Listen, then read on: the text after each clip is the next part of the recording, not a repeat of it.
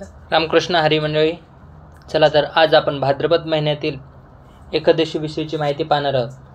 भाद्रपद महिन्यातील शुक्ल पक्षात येणाऱ्या एकादशीला भागवत एकादशी असं म्हणतात। यावर्षी ही एकादशी व्रत 2 दिवस असणार आहे। पहिल्या दिवशी गृहस्थांसाठी आणि दुसऱ्या दिवशी वैष्णवांसाठी व्रत असेल। भागवत एकादशी व्रत करून या दिवशी भगवान विष्णूच्या वामन रूपाची पूजा केली जाते। हे व्रत केल्याने तिन्ही लोकांच्या पूजेचे फळ मिळते, पुण्य मिळते, सर्व पापाचा नाश होतो, मोक्षप्राप्ती होते। पुराणानुसार भागवत एकादशीच्या दिवशी भगवान विष्णू आपली बाजू बदलतात। चातुर्मासात भगवान विष्णू पाताळ लोकांत योगनिद्रेत असतात।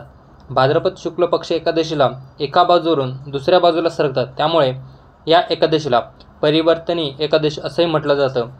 ही एकादशी शुभ व फलदायी असते।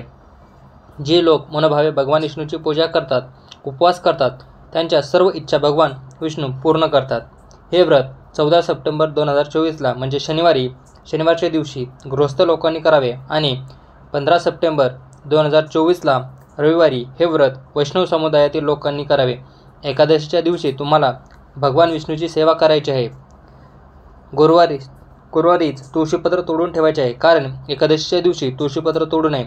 तुम्हाला उपवास भगवंताला भोग चढवायचा आहे। एकादशीची तिथी म्हणाल तर पंचांगानुसार भाद्रपद शुक्ल पक्षातील एकादशी तिथी 13 सप्टेंबरलाच शुक्रवारी रात्री 10:40 सुरू होते आणि दुसऱ्या दिवशी 14 सप्टेंबरला रात्री 8:40 समाप्त होते। त्यामुळे उदय तिथीनुसार आपण हे व्रत 14 सप्टेंबरला एकादशीचे व्रत करावे। पारण तिथी म्हणाल तर दुसऱ्या दिवशी 15 सप्टेंबरला सकाळी 6:05 ते सकाळी 8:34 आहे। चला तर व्हिडिओ कसा वाटला हे कमेंट करून नक्की कळवा आणि आपल्या व्हिडिओला लाईक करा।